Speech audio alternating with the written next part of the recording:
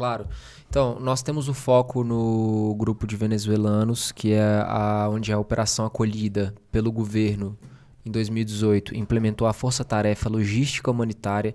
Então, hoje, se você pensar no estado de Roraima, cuja capital é Boa Vista, e a cidade fronteiriça é Pacaraima, a 200 quilômetros da capital, nós temos um grupo de 600 pessoas das Forças Armadas brasileiras, o que já coloca o nosso país numa condição muito favorável. O Brasil, sabia que o Brasil é reconhecido internacionalmente pelo manejo desses refugiados? Poucas pessoas sabem disso, mas é governamentalmente muito positivo o fato de que nós tivemos líderes que implementaram grana, pessoas, para fazer primeiro um trabalho de ordenamento da fronteira, abrigamento dessas pessoas e finalmente a interiorização, né? O resettlement, que é um processo global de alocação de refugiados, ou seja, ele chegou no país, você vê a melhor condição possível para ele passar a viver a sua vida naquele país. Então, em 2019, a gente começa o nosso trabalho através do acolhimento de uma primeira família. Eu ainda trabalhava na Apple quando eu decidi que eu ia fazer por pelo menos uma família, o que eu acho que seria o mais correto. E olhando para aquela crise gigante, né, Vivi? Você imagina. E eu fui para lá, não foi ninguém que me contou. Eu vi, parece formiguinha assim entrando, uma fila de gente que não acaba nunca entrando no país. Você fala, meu Deus, para onde vão todas essas pessoas? E na época, muita gente morando na rua, muita gente morando nos abrigos, pessoas vivendo assim 12, 15, 20 pessoas numa casa do tamanho desse cômodo que nós estamos aqui. Uma situação assim realmente muito difícil aos olhos. E aí eu tive a ideia de adotar uma primeira família. Trabalhando na Apple, no mundo corporativo, falei, quer saber? Lembrei de uma conversa que eu tive com o professor Mohamed Yunus, que é o vencedor do Prêmio Nobel da Paz, que ele me ensinou uma metodologia de resolução de problema que eu vou usar pro resto da vida, que é quando o problema tá grande demais, a gente divide ele, parcela ele e faz ele ficar do tamanho da tua força. Então eu falei, eu não consigo mudar essa crise, pelo contrário, naquela época já estavam as agências da ONU todas se instalando, o governo, as igrejas. Hoje tem mais de 100 agências trabalhando lá. E naquela época eu falei, o que eu posso fazer daqui de onde eu estou, morando em São Paulo? Falei, vou adotar uma família, vou voar para lá, vou comprar uma passagem de ida, 5 passagens de volta e vou alocar aqui na minha casa uma família e desses eu cuido até eles estarem 100% bem no nosso país. E assim fui conversando com os meus amigos, com os meus familiares, convidei Você as trouxe pessoas pra mais dentro da próximas. sua casa.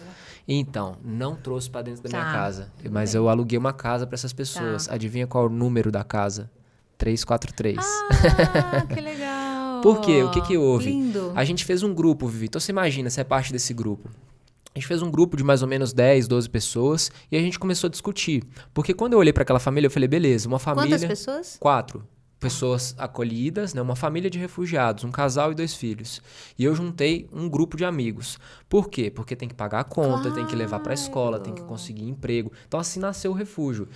E por que eu não levei para minha casa? Porque a gente desenhou um sistema que hoje é aplicado a muito mais famílias, onde cada um tinha uma ótimo. responsabilidade. E a gente entendeu que, por exemplo, eu não conseguiria, para o longo prazo, fornecer para eles a mesma condição de vida que eu tinha. Então a gente não queria um desbalanço emocional, Muito bom. um desbalanço financeiro, Faz todo sentido. né, para poder cuidar melhor dessas pessoas. Então a gente fez um orçamento, a gente entendeu que em 6 meses a gente conseguia pagar por tudo que aquela família precisaria para poder se restabelecer, fez uma vaquinha, financiamento coletivo e dividiu as responsabilidades. Fulano vai correr atrás de emprego, o ciclano vai correr atrás de colégio para as crianças. Eles tinham algumas questões assim graves de saúde, como é a maioria das pessoas lá.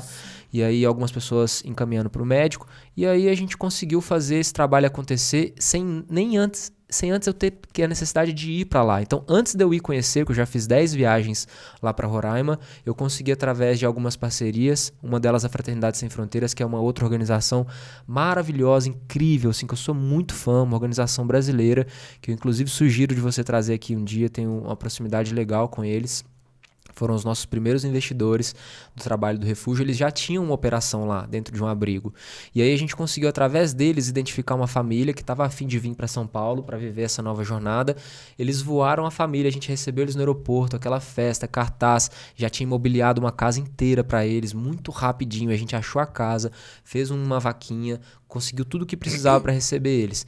E assim a gente foi, essa família foi recebida em São Paulo em 2019, uma daquelas milhares de famílias que estavam lá em Boa Vista. E quando a gente viu que as coisas estavam caminhando muito mais rápido do que a gente imaginava, que é uma responsabilidade grande. Mas quando você tem um grupo forte, cara, eles rapidamente se empregaram, as crianças estavam matriculadas na escola, e a gente falou, dá para fazer isso por mais uma, vamos ajudar mais uma?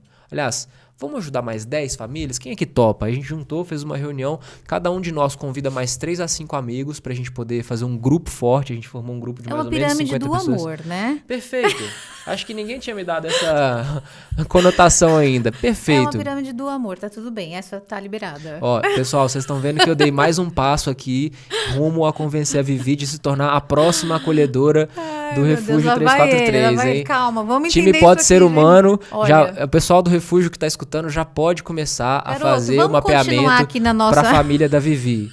Tá bom? Que vai acontecer. Vamos continuar. Foco! Aí o que aconteceu, Vivi? Eu tava bem focado e eu falei com essas pessoas. Então é o seguinte, cada um aqui traz mais 3 a 5 amigos, o grupo cresceu, a gente não era mais 10, a gente era 50. A gente falou, nós vamos acolher 10 famílias. Fizemos um financiamento coletivo no Vaquinha de R$200 mil, conseguimos essa grana e alocamos 10 famílias em BH nesse mesmo sistema. Todo mundo empregado, as crianças matriculadas na escola. Cara, como é possível transformar vidas pelo WhatsApp? É isso, conseguiu a casa, fulano, conseguiu emprego, tarari, tarará, e um grupo de WhatsApp e família chegando em São Paulo, pousando, e a gente ia para o aeroporto, recebia, alocava, e um sistema estava montado, gente olhando casa, gente olhando emprego, e a coisa fluindo, as pessoas começaram a perguntar qual era o CNPJ do Refúgio para fazer doação, e eu na Apple, assim, com o coração coçando, porque eu trabalhava em marketing e vendas lá, mas já estava muito próximo da área de sustentabilidade, pedindo aos meus líderes cada vez mais apoio para fazer com que a gente usasse grandes valores da Apple, que é educação, inclusão e diversidade, meio ambiente,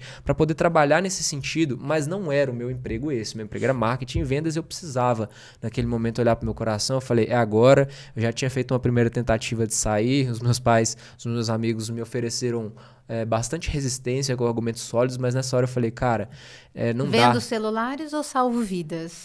Exatamente. Ficou nessa. E nada contra produtos que a gente precisa, utiliza e facilitam a nossa vida. Mas o peso que as empresas estão dando pro fazer dinheiro versus o salvar pessoas tá muito desequilibrado. Nenhum stakeholder vai ter uma gaveta no seu caixão. Mas ele pode deixar boas lembranças. Então o convite para as pessoas que estão em posição de liderança é fazer a diferença. Você tem a caneta.